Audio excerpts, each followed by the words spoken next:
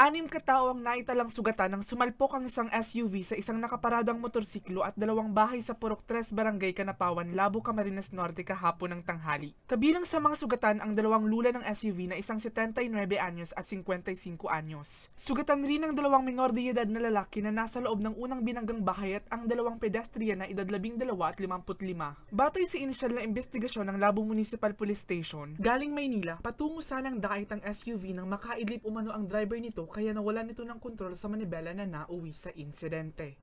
So, doon po sa 6 pong yun, yung pong dalawa na lalaki, yung 55 years old, yung nga pong nabalian po ng binti, at yung isa naman pong lalaki na 12 years old, may tama po ito sa ulo, pero nakakausap na po. Sila po ay nadala po sa Lourdes Hospital, tapos yung 4 naman po na 79 years old, isang 55 years old, at saka 2 13 years old, gasgas lang po ang natinapo po nila at nakalabas na po ito sa Provincial Hospital po, sir.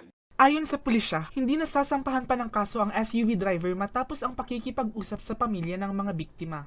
Sila ng initial na pag-uusap po ng kasunduan po, na napagkasunduan na po nila lahat. Ang kapulisan naman po ng Labo Municipal Police Station ay hindi na lang po ng ganito, kundi lang po magpampo sa kanilang mga pag-uusap. Okay na po ito, nag-uusap na po sila. At nag-aayos na rin po sila ng kasunduan para masettle po lang.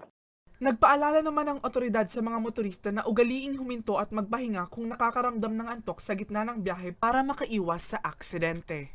Para sa mga balitang Tatak, Bicol, Mel Moral.